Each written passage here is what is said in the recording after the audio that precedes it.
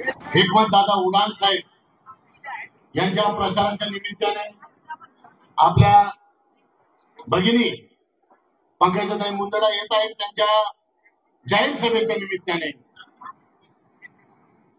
मी या प्रसंगी एवढं सांगेन आदरणीय व्यासपीठ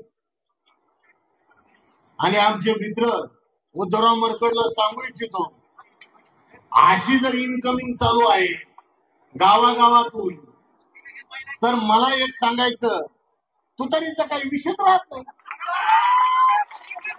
जिल्हा नव माणूस जुना 25 वर्ष झालं आमच्या जयमंगल दादांनी सांगितलं कारखान्याचं, मी सांगतो प्रशासनाचं, तालुक्याचा बीडीओ आमदाराच्या घरी, तालुक्याचा तहसीलदार आमदाराच्या घरी. पत्रकार बांधवनो हे सत्य आहे का नाही तुम्ही खरं मान्य करायचं. तालुक्याचा जो कोणी अधिकारी असेल तो आमदाराच्या घरी आणि त्या तहसीलदारासोबत बीडीओ सोबत 2-2 पीए. मग मला सांगा मतदारसंघातल्या माणसाला जर काम करायचं असेल तर आधी त्यांनी त्या पीए कडे जायचं आणि मग त्या तहसीलदार आणि बीडीओनी काम करायचं. हे प्रशासन संकुचित करण्याचं काम, सामान्य माणसाचा छळ करण्याचं काम, ज्याला गरज आहे त्याला न देण्याचं काम आणि ज्याचं चांगलं चाललं त्याचं न पाहण्याचं काम ह्या आमदाराचं. मला सांगा तुम्ही मागच्या 25 वर्षापासून पाहता ही परिस्थिती तालुक्याची कशी झाली आहे. या मतदारसंघात सामान्य माणूस जर पंचायत समितीत गेला, सामान्य माणूस जर तहसील मध्ये गेला, पत्रकार बांधवलो हे सत्यगिरी बाबा, सामान्य माणूस जर कुठं स्वतः काम करायला गेला तर ते होणार नाही.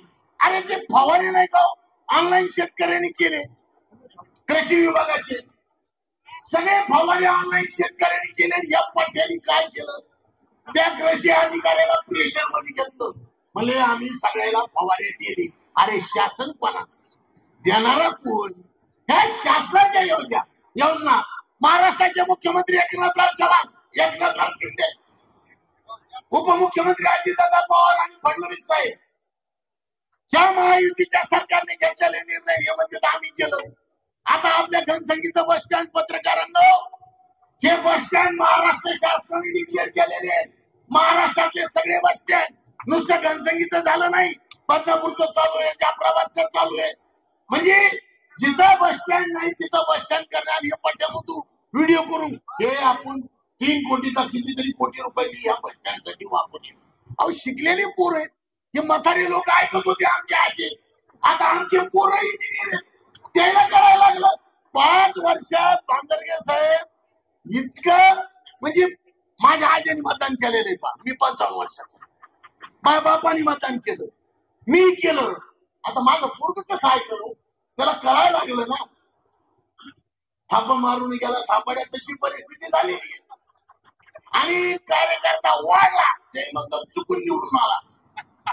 कस काय हुकला तो? मी हुकलो. जयमंगल दादा हुकला कस काय त्या दावडीतून? आमचे दत्ता दात्यामध्ये एक साप असतो पा, म्हणजे त्याचं उदाहरण आहे. साप म्हणजे पिले देताना असा चलत जातून पिले सोडीत जातो. तालुकाध्यक्ष खरं आमचे दत्ता दात्या पिले सोडीत जातो. सगळे पिले झाले की तिकडून येतो, पिले गिळीत येतो. मला माहित नव्हतं बरं की सांगितलं. पिले गिळीत येतो, त्याच्यातून हे हुकला. आम्ही भावनेवर रडकी झाली. अरे मला सांगा, निष्ठेच्या गप्पा मारते गद्दार. मी निष्ठावंत, नेत्यासोबत निष्ठावंत, इमानदारीने सांगावं इथं बसलेल्या सगळ्या लोकांनी मागच्या पंचवार्षिकला मानदर्गे साहेब आणि चौधरी भाऊ मी म्हणतो हे दोघं साक्षीला आहे. भाजपचे तिकीट घेणार होते का नव्हते? भानदर्गे साहेब. अरे गद्दारीचे भाषा. अरे मला जाऊ द्या, ते नेत्या संघ गद्दारी, तू कार्यकर्त्या संघ नंबर 1 गद्दारीस. राष्ट्रवादीच्या कार्यकर्त्याला जवळ आणि डोळा मारतो शिवसेनेला, भाजपला. तू माझ्याला काय येस, इकडून येस, इकडून येस. अरे काय परिस्थिती आहे. म्हणजे मला म्हणायचं गहू पेरल्याच्या वर युगत हे काय नशीब असतं इतके दिवस. रावणाची सोन्याची लंका होती. आता कोणीच तरी स्टेटस पाहिलं, हिकमतदादाचं उमेदवारी डिक्लेअर होताना आमचा एक राजा बाकी माकडाचा खेळ. त्याला माहित नाही माकडाने रावणाची लंका झाली. मी मतदार बांधवांना मी हात जोडून विनंती करतो, आम्ही भेणाऱ्यापैकी नाहीत. मी 3दा हरसून तेल बघून आलोय, तिथला भत्ता खाऊन आलोय. विष्णू जाधव, विष्णू काय म्हणजे भीती हा डोक्यातला विषय गेलेला आहे.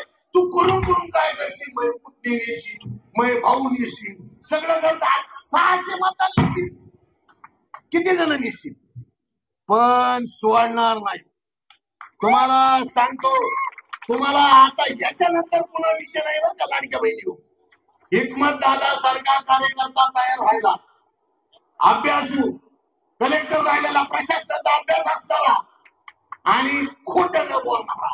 लोक म्हणते ते कमी बोलतो पण खोटं न बोलत नाही, त्या नेत्याला आपल्याला पुन्हा हा नेता का म्हणून तर पुन्हा भेटणार नाही. महाराष्ट्राची संघर्ष कन्या गोपीनाथराव मुंडे यांची कन्या